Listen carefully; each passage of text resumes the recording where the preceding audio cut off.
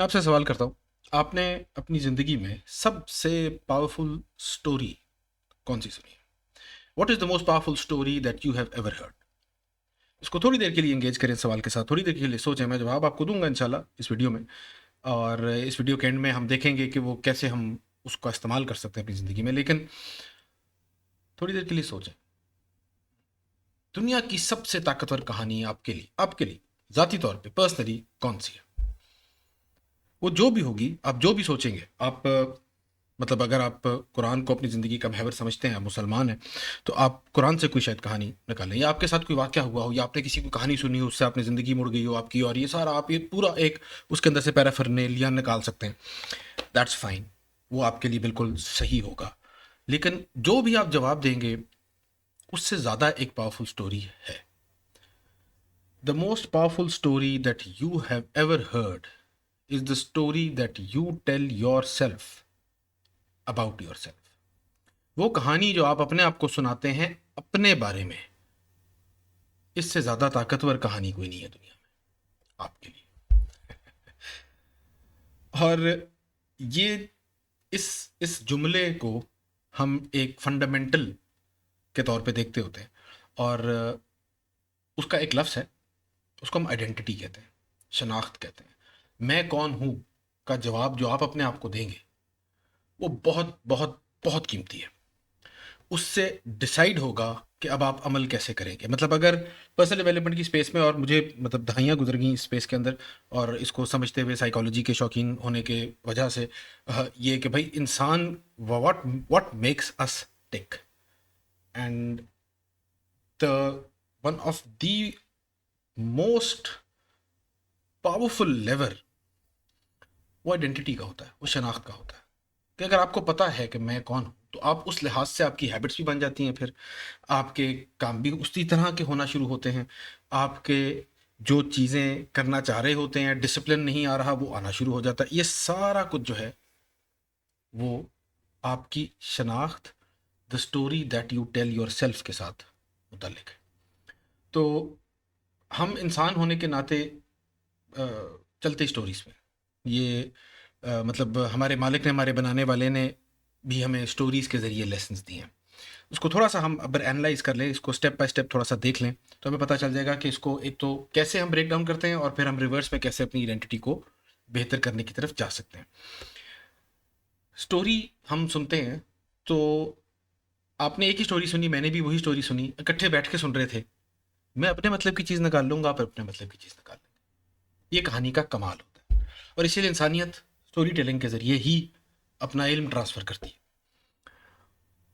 ये तो एक रिसीविंग का ताल्लुक है, और इसको असल में सिर्फ पर्सनल डेवलपमेंट की स्पेस में नहीं हम देख सकते, ये ब्रांडिंग से भी मुतल्लिक है। क्यों? क्योंकि ब्रांड क्या होता है? ब्रांड एक कहानी सुना रहा होता है।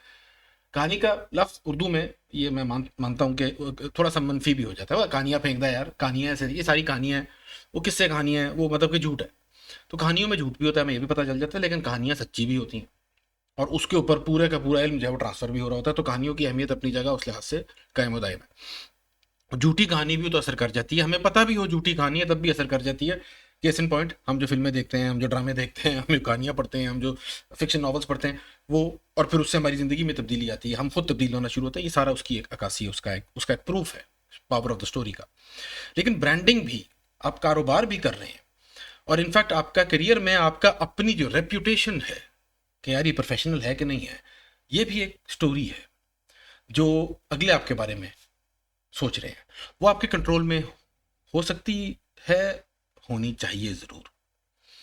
और इसको करने का जो अमल है, वो बिलीफ से आता है। इसके करने का जो स्टेप है, इसमें हम थोड़ा सा ये भी देख लें कि जो आइडेंटिटी है, वो स्विच की तरह है।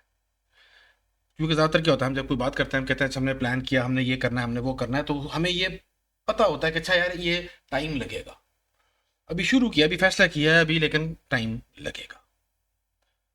आइडेंटिटी शिफ्ट इतना पावरफुल होता है कि आप, मतलब आप हिस्ट्री में देखें यार, मतलब काफिर, मुशरिक, हर किस्म का ऐप वाला बंदा कलमा पढ़ता है, एक फैसला करता है, उसकी पूरी आइडेंटिटी स्विच की तरह चेंज हो जाती है। वही काफिर जहन्नमी जो है मोमिन और मुसलमान बन जाता है। ये ये फैसले की इतनी ताकत है क्योंकि उसने अपनी अब शनाख्त इमीडिएटली चेंज कर दी। वो एक चीज मानने से कुछ और चीज मानना शुरू हो गया।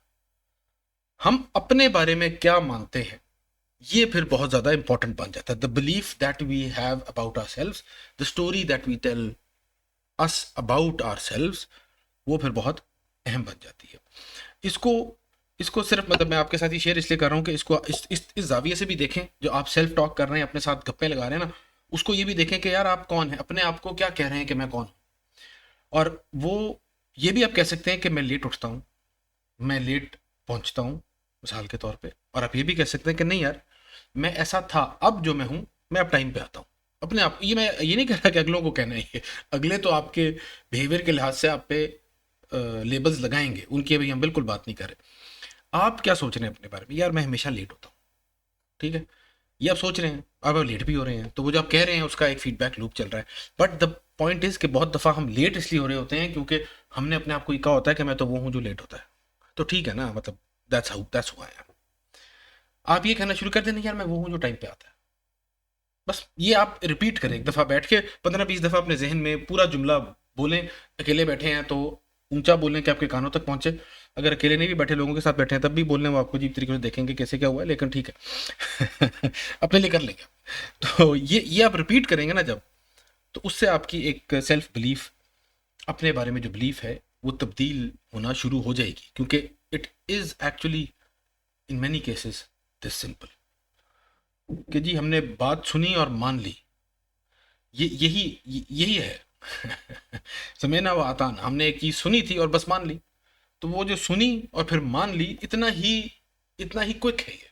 उसके बाद चेंजेस आना शुरू होते हैं, वो अमल होता है, सारा कुछ एक प्रोसेस स्टार्ट होता है। लेकिन जो फैसला है और जो आइडेंटिटी का शिफ्ट है, ये one of those few things है जो कि बहुत इंस्टेंट हो सकता है और इसका फ़ायदा उठा सकते हैं। यार ये चुटकी अगर सही बजती ना तो ज़्यादा मज़ा आता